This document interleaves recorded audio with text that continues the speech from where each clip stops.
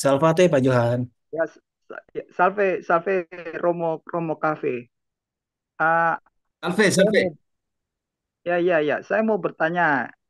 Silakan. Pernah saya nggak, ya, ya, pernah saya nggak sengaja masuk di roomnya Pak Bom Bom ya, Pendeta Bom Bom. Nah, terus dia melemparkan tiga pertanyaan pada publik, pada pendengarnya, pada penontonnya. Dia bilang gini, ya ini terkait perutusan yang tadi yang Romo bilang berdua-duaan itu. Nah, di dalam Injil Matius, Markus, Lukas ya kalau nggak salah ada tiga penginjil menuliskan tentang pesan perutusan tersebut, tetapi di antara penginjil itu ada yang menulis tidak apa ya tidak boleh membawa tongkat gitu. Ada yang membawa tongkat, ada yang membawa tongkat, terus ada yang satu tidak tidak membawa tongkat. Itu maksudnya apa ya Romo? Kok ada perbedaan itu tiga penginjil tersebut? Mungkin Romo bisa jelaskan. Oke, semuanya bersumberkan karena Markus ditulis sekitar tahun 65. Matius dan Lukas mempunyai sumber kepada Markus. Dan Markus itu adalah kumpulan khotbah-khotbahnya Petrus. Jadi ini penting sekali, saudara dan saudari. Karena itu saya berpikir Matius untuk diaspora orang Yahudi, Lukas untuk yang menderita, dan Markus ditulis di Roma. Dan Markus menjadi sumber untuk Matius dan Lukas. Jadi eh, Injil mana yang pakai tongkat? Contoh kecil ya. Injil, tolong dibaca Yakobus, bisa dicari sedikit di di di apa ya? Tadi Lukas ya. Lukas kalau nggak salah ya, 10 ya. Waktu utusannya Lukas 10 sudah. Lukas 10:17 tentang kegembiraan mereka setelah pulang. Coba Lukas 10 1-12. Pakai tongkat atau tidak? Ya. Lukas 10 Lukas 10 10 1-12, 1 sampai 1-13. 13. Contohnya. Ayat 1 saya baca ya. Perikopnya Yesus mengutus 70 murid. Kemudian Hmm. daripada itu Tuhan menunjuk 70 murid yang lain, lalu mengutus mereka berdua-dua mendahuluinya ke setiap kota dan tempat yang hendak.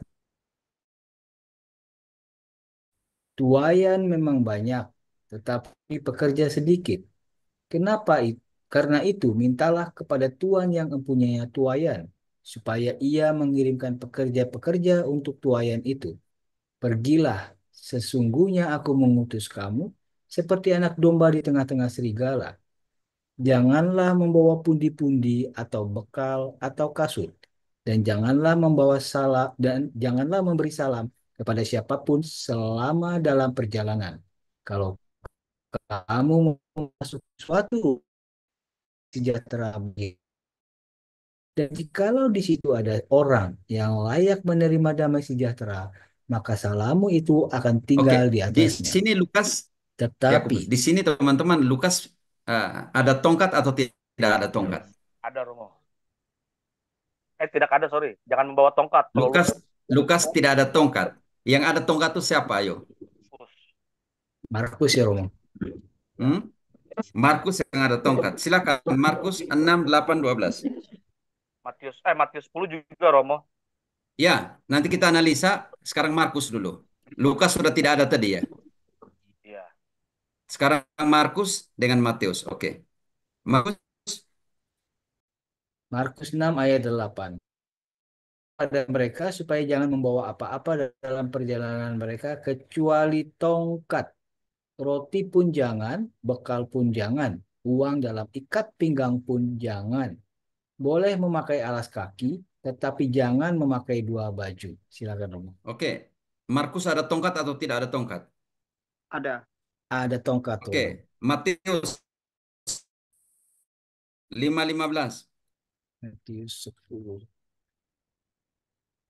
Perikopnya Yesus mengutus ke-12 rasul. Kedua Oke. belas murid diutus oleh pesan kamu menyimpang ke jalan bangsa lain atau masuk ke dalam kota orang Samaria, melainkan pergilah kepada domba-domba yang hilang dari umat Israel. Pergi,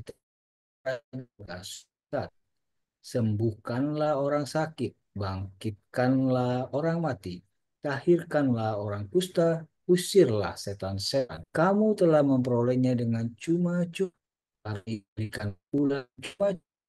Janganlah kamu membawa emas atau perak atau tembak di pinggangmu. Janganlah kamu membawa janganlah kamu Oke, membawa baju dua helai, cukup. Mateus ada tongkat atau kasut tidak atau tongkat? Tidak ada. tongkat. Ada tongkat. Enggak. Baca Jangan, ulang. jangan. Matius ada tongkat atau tidak ada tongkat? Tidak ada, tidak ada.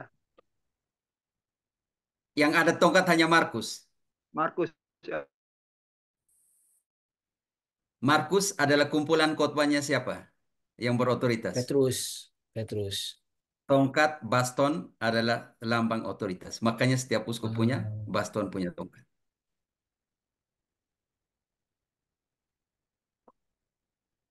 Mulia sekali.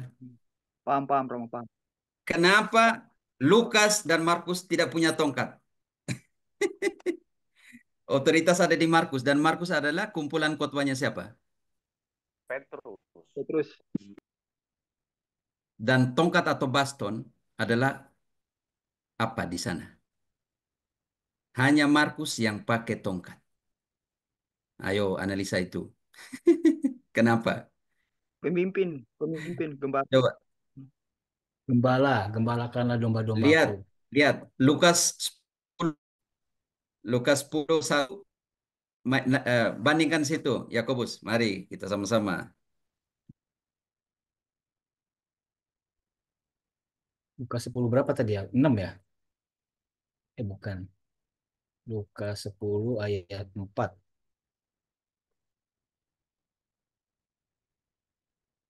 Nggak ada di sini, cuma ini doang dia.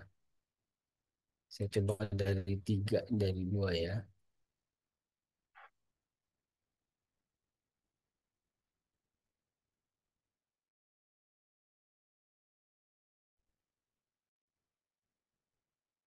Iya, Lukas 10 nggak ada tongkat dia.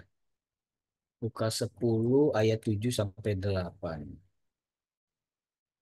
Kalau Lukas 10 itu Ya, Romo, 70. silakan. Kalau yang Lukas 10 ini 70 murid, Romo. Kalau yang Markus 6 dan Markus 10 itu 12 murid. Romo ke mute itunya, mic-nya, mikrofonnya. Untuk yang kita konteks 70 murid tongkat. Iya, di tongkat. Tadi pertanyaan yang konteksnya John itu konteks 70 murid ya. Iya, Ingat itu, ini 70 murid. 70 murid.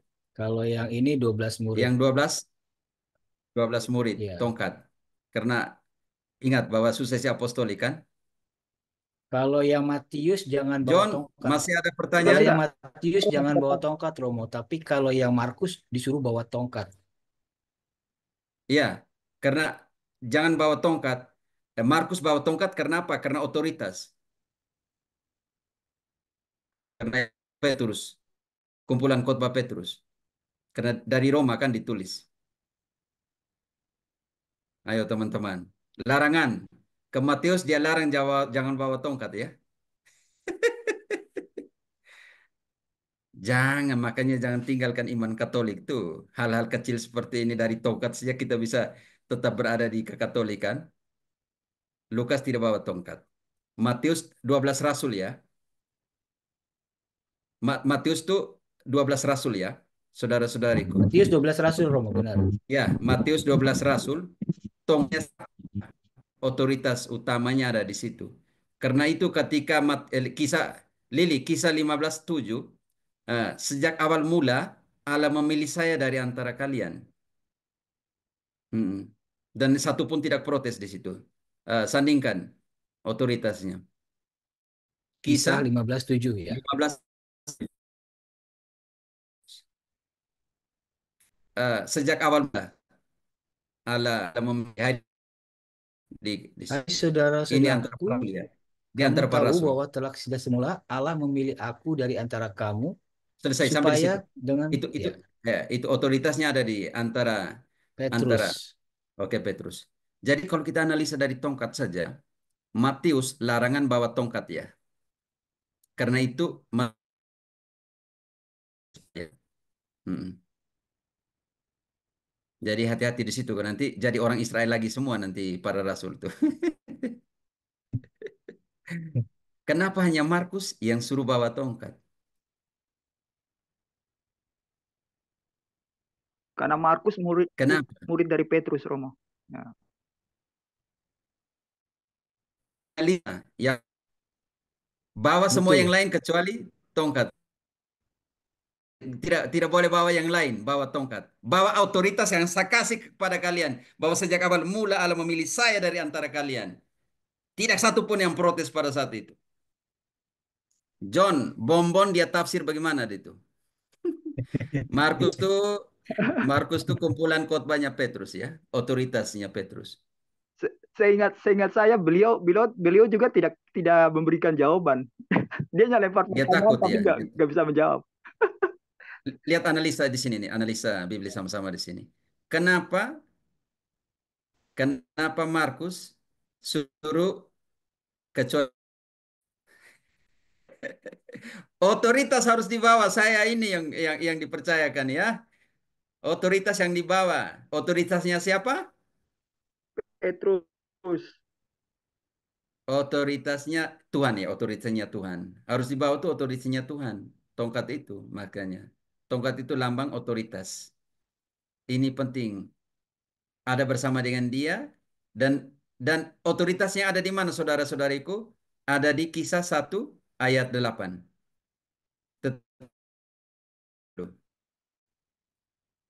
Baik, Romo. Yakub, sandingkan otoritas itu diberikan itu di Kisah 1:8. Kisah 1:8.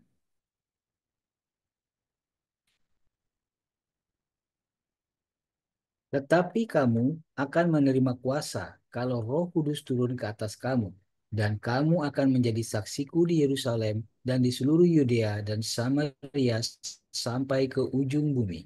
Garis bawahi kuasa. Betul, betul, betul. Oke. Jadi siapa yang harus mengingatkan kuasa itu? Petrus kembali. Makanya di Markus dia bilang otoritas ya. Benar sekali Pak Rianto. Makanya otoritas diingatkan kembali oleh Petrus. Jangan lupa bawa otoritas. Jangan lupa bawa tongkat itu. Karena kamu apa? Kamu telah otoritas itu setelah turun Roh Kudus. Dan jadi saksi di mana? Di seluruh dunia. Dari Yerusalem, Yudea, Samaria, sampai ke ujung bumi. Otoritas ini yang sama yang kita terima dari Tuhan. Otoritas yang mana? Salah satunya otoritas yang terima di dalam Yohanes 10 ayat 22-23. Terimalah Roh Kudus. Barang siapa kamu ampuni dosanya, dosanya akan diampuni. Otoritas dia yang membuka pintu kerajaan Allah. Masih ingat kan? Matius 16:19. Akan kuberikan kunci kerajaan Allah. Dia harus buka. Makanya kamu pergi semuanya itu dengan otoritas. Kalau tidak, bagaimana? Ingat, kenapa Markus sangat penting. Kalau mau kenal otoritasnya Markus, maaf, kalau mau kenal Petrus, jangan lupa baca Markus. Kenapa kita lihat sini kok? Para 70 murid, 70 murid tadi bilang bagaimana? Yang Lukas 10:1-2.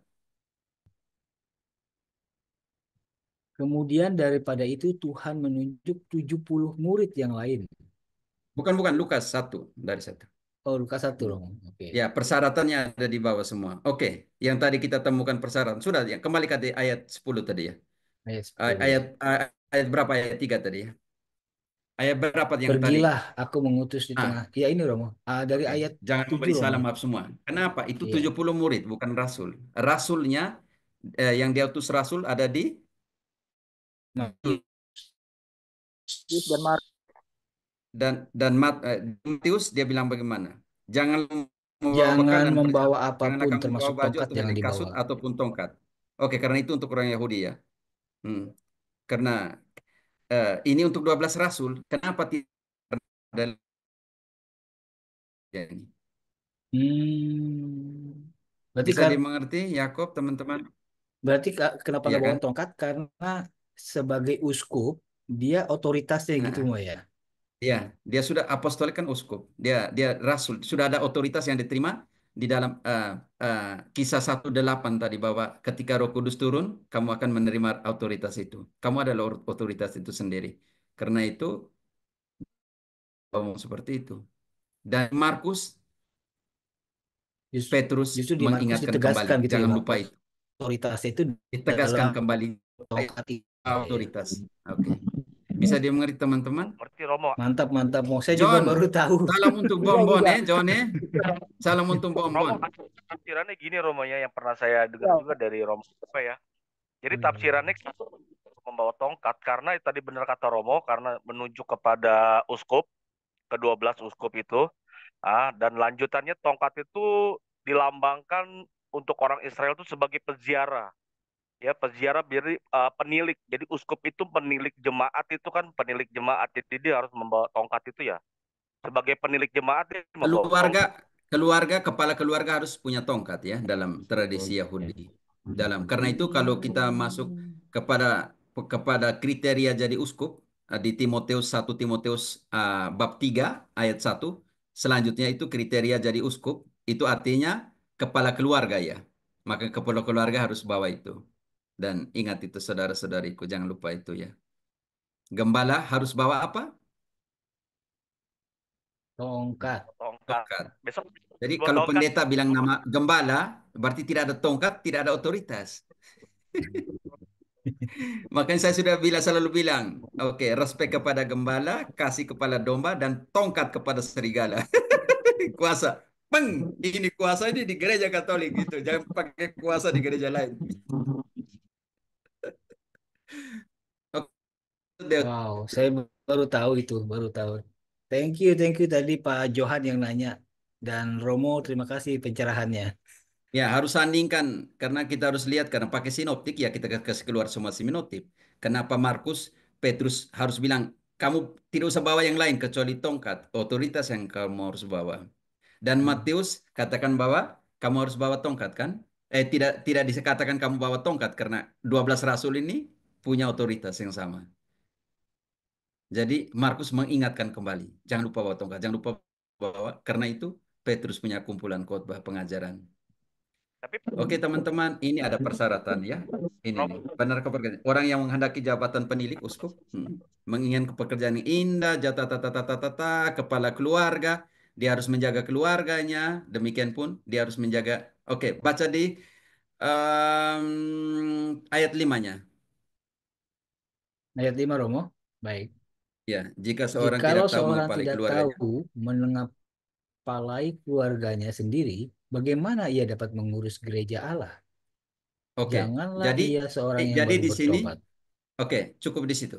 Jadi di sini eh, Paulus sandingkan bahwa penilik jemaat atau pemilik gereja atau uskup itu Uskup, ya. adalah penjaga apa? Keluarga, Keluarga, mengepalai keluarga.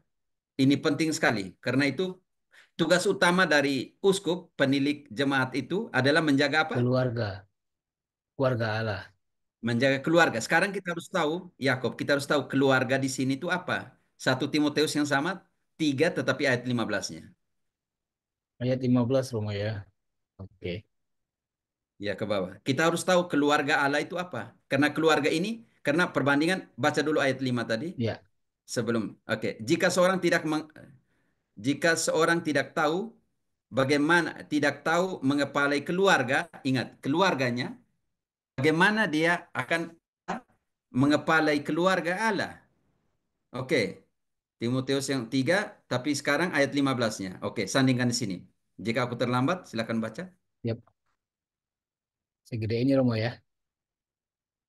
Jika Oke, aku bisa. terlambat, sudahlah engkau tahu bagaimana orang harus hidup sebagai keluarga Allah, yakni gereja dari Allah yang penopang dan dasar kebenaran. Artinya, keluarga Allah itu adalah apa? Yakob, Gereja dari Allah yang hidup, gereja dari Allah yang hidup. Uskup harus mampu mengepalai keluarga Allah, keluarganya. mengepalai keluarga Allah, artinya mengepalai gereja dari Allah yang hidup. gereja. Itu masuk. Jadi sebagai kepala keluarga, kita kembali lihat orang-orang Israel. Setiap kepala keluarga bawa tongkat kan. Punya Mereka tongkat. karena apa? Mereka mayoritasnya gembala. Jadi gembala harus bawa tongkat. Bagaimana kalau gembala tidak bawa tongkat? Serigala datang bagaimana? Makanya kalau kita lihat Digigit. Yesus sebagai gembala, tongkat kan. Iya, Rom, Mau pukul serigala bagaimana? Mau giring serigala, mau giring domba bagaimana kalau tidak ada tongkat. tongkat? tapi perutusan kedua Romo, sorry Romo, yang di Lukas 22 itu Yesus mengatakan udah berkelanjutannya perutusan kedua membawa pedang tuh Romo. Itu maksudnya gimana ya Romo? Bawa Pedang itu pedang. firman. Pedang itu firman ya. Oh, perlambangan firman itu Makanya ya. ya, Paulus pedang itu di dalam Timoteus yang atau di Filipi ya. Coba teman-teman cari pedang. Firman ya. Simeon bilang ke Maria, maka pedang akan menusuki jiwamu. Tolong katakan, Hmm. cari kata pedang. Ah, pedang dalam pedang itu firman ya. Lupa ayatnya, minta maaf ya. Sebentar. Bisa dicari atau saya cari di sini? Maunya di surat Rasul Paulus atau di Injil Romo? Di Paulus Ini punya. Romo, Harus mengerti dulu di Perjanjian Lama ada juga tapi Paulus seperti pedang bermata dua.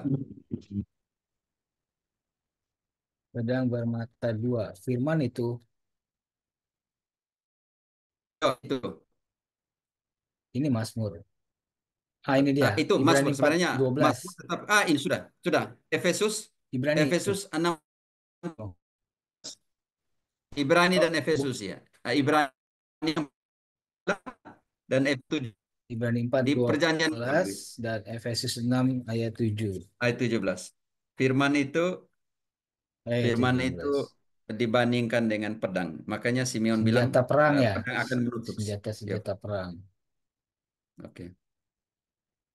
Sebab firman Allah hidup dan kuat dan lebih tajam daripada pedang bermata dua. Ia menusuk amat dalam sampai memisahkan jiwa dan roh, sendi-sendi dan sumsum. Ia Oke. sanggup Ini, membedakan, ini pertimbangkan Ibrani pikiran ingat. kita.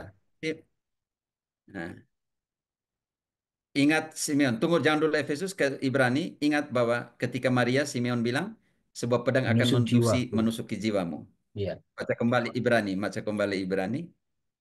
Lukas 2:22 kalau nggak salah itu ya. Ya. Eh, Kita selesaikan ini dulu baru nanti ke Maria, tapi oh iya, iya, sama iya. aja maksudnya. Ini loh, Sudah Ibrani ini udah Romo tadi. Ibrani 4:12 Sekarang Efesus 6 ayat 17. Yakub. Dan terimalah ketopong Oke, keselamatan maksudnya dan ya, disandingkan ke Lukas, oh disanding ke Lukas Romo. ya, yang Ibrani disandingkan Oh ke Ibrani. Lukas, oke. Dan bisa Bentar, menusuk jiwa. Pedang. Mm-mm. Nah, ini 2 Lukas 2:35. Oke. Oke, silakan baca. Dan Lukas suatu 2:35. Dan suatu pedang akan menembus jiwamu sendiri supaya menjadi nyata pikiran hati banyak orang. Yesus sendiri yang masuk sampai di sana ya. Firman menjadi manusia. Ibrani, Ini Ibrani Romo. Ibrani 4 ayat 12. ya.